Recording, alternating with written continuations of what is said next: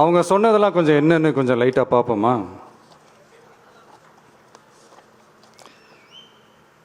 The comments which have been made before the media by the top officers of the police department may create doubt in the minds of the citizenry on impartiality and fair investigation. The faith and trust of the general public on the process of investigation must be restored in the criminal justice system. அதாவது அரசு காவல் உயர் அதிகாரிகள் ஊடகங்களிடம் பேசியது என்பது பொதுமக்களிடையே நியாயமான விசாரணை நடக்குமா என்ற சந்தேகத்தை ஏற்படுத்தக்கூடும் என்றும், நியாயமான விசாரணை மூலமே அந்த சந்தேகத்தை மீட்டெடுத்தே ஆக வேண்டும் என்றும் உச்சநீதிமன்றம் தமிழக அரசின் தலையில் ஓங்கி நறுக்கு நறுக்கு நறுக்கு என்று கொட்டியதை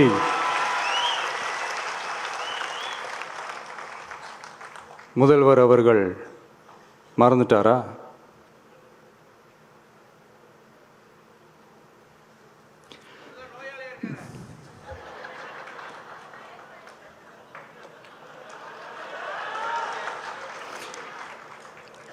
மாண்புமை சென்னை உயர்நீதிமன்றத்தின் மாண்புமிகு நீதியரசர் SIT அமைத்து உத்தரவிட்டார் அல்லவா? அந்த உத்தரவை ஏதோ சட்டத்தின் மீதும் நீதி பரிபாலனத்தின் மீதும் மரியாதை கொண்டவர்கள் போல ஒரு நாடகத்தனமான கொண்டாட்டத்தை திமுகவிற்கு ஒத்து ஊதுவோரும் நடத்தி கூத்தாடி குதூளித்தனர் அல்லவா? தாவேகாவிற்கு எதிராகவும் நமக்கு எதிராகவும் உயர்நீதிமன்ற மாண்புமிகு நீதியரசர் தீர்ப்பளித்து விட்டதாக விதந்தோதி விழா எடுத்தனர் அல்லவா? அந்த உத்தரவை குறித்து சொல்லும்போது எந்த ஆவணத்தின் அடிப்படையில் அந்த உத்தரவு அமைக்கப்பட்டது? நான் கேட்கல, உச்சநீதிமன்றம் கேட்டிருக்கிறாங்க. The judgment is completely silent about how learned single judge arrived at such a conclusion and what material was pursued by the court என்று உச்சநீதிமன்றம் உரத்த குரலில் கேள்வி கேட்டது. அப்போதும் கூட உச்சநீதிமன்றத்தில் திமுக அரசுக்காக வாதாடிய அறிவார்ந்த மூத்த வழக்கறிஞர்கள் பதில் சொல்ல இயலாமல் வாய் மூடி மௌனம் காத்ததை நாடே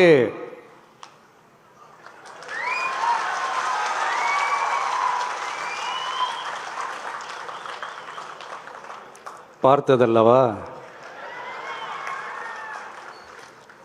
இதையும் முதல்வர் அவர்கள் மறந்துட்டாரா?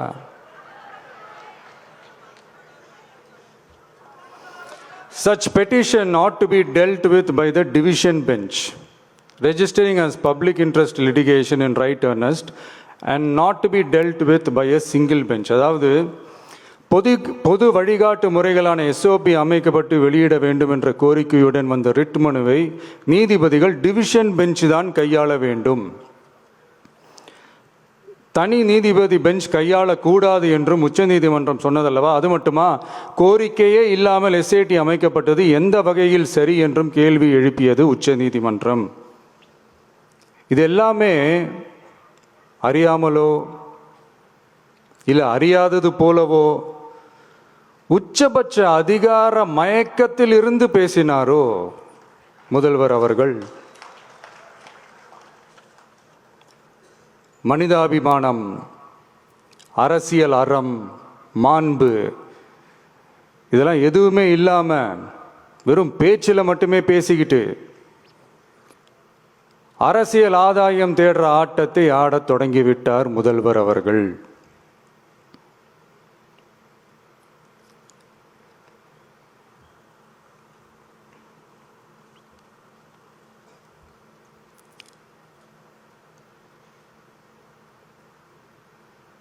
இதெல்லாம் என்ன அவங்களுக்கு புதுசா? என்ன 1969க்கு அப்புறமே எப்போ கட்சி அவங்க கைக்கு வந்ததோ, இன்னும் குறிப்பாக சொல்லணும்னா 1972க்கு அப்புறம் கேள்வி கேட்க ஆளே இல்லாமல் போச்சுல்ல, அதுக்கப்புறமே இந்த திமுக தலைமை இப்படி தானே இருக்குது.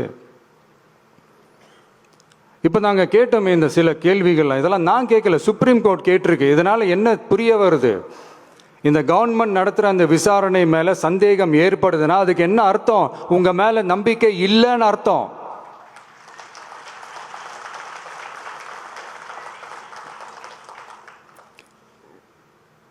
இதெல்லாம் ஏன் எதுக்காகன்னு முதல்வர் அவர்களுக்கு புரியுதா?